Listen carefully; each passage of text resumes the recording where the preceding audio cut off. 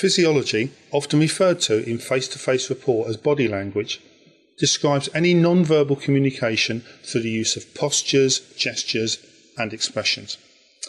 Now, you may already be aware that people who are in rapport tend to take up similar postures. And in fact, rapport has been likened to a dance where participants respond and match each other's movements with movements of their own. Have you ever found yourself enjoying a conversation with somebody and noticing that you have adopted a similar posture?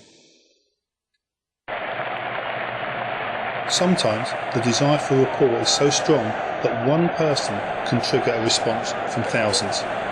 This desire to match body language is a highly developed skill that all social animals possess. Its purpose is to create a bond, a sense of unity and a sense of trust. In order to gain more rapport using physiology, there are two basic choices. You can either match or mirror the other person's body language. Both are equally as effective, so choose the one that you're most comfortable with. Mirroring is to reflect the other person's movements as if they were looking into a mirror. So, as an illustration, to mirror a person raising their left hand, you would raise your right hand. So why don't you try it right now? Remember, I said this might feel a little strange, but that will soon pass. Now, to match the person who has raised the left hand, you would also raise your left hand.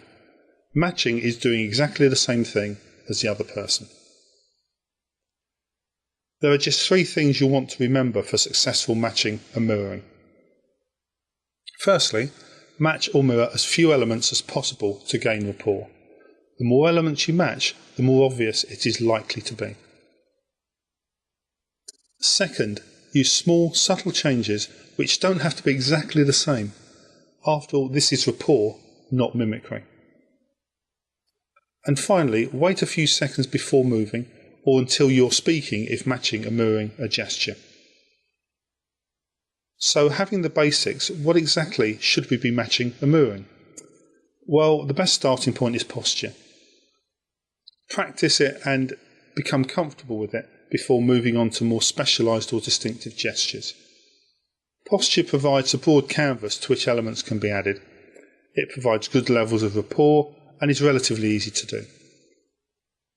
The elements to be aware of and to look out for include body position.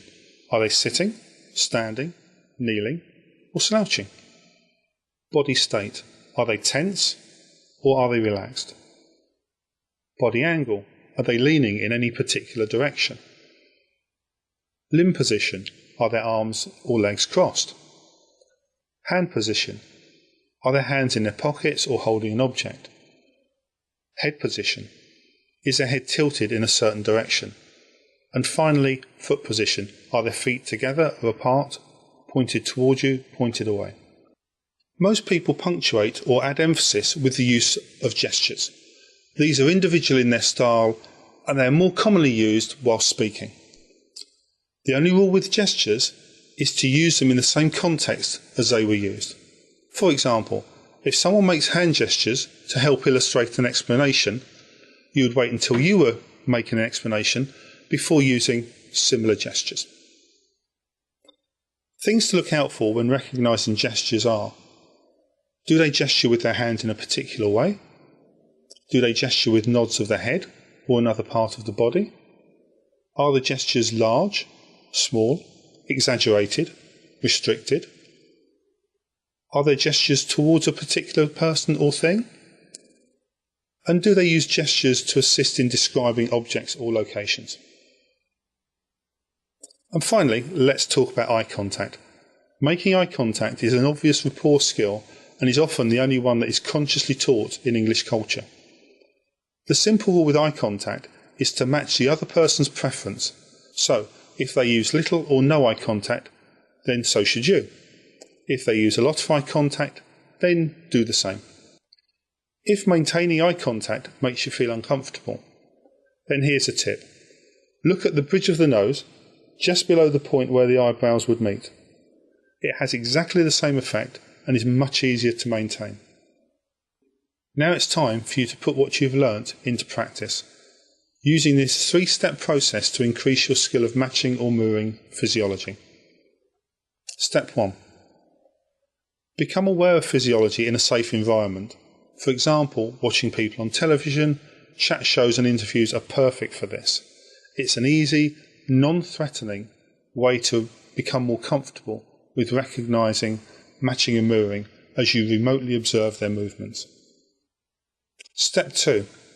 In a one-to-one situation, choose an appropriate time to practice matching or mirroring just one element of somebody else's physiology, and be aware of any changes in the level of rapport. Step 3. Steadily increase the range and number of elements you match and mirror at any one time to a maximum of 3. Choose the elements that you feel most comfortable with or most appropriate for the situation, and again, notice the effect they have. Check out the PDF for this module and you will find some other useful exercises in there. In Module 1, Topic 3, we'll take a closer look at the second of the rapport elements and the one that gives the context meaning, tonality or tone of voice.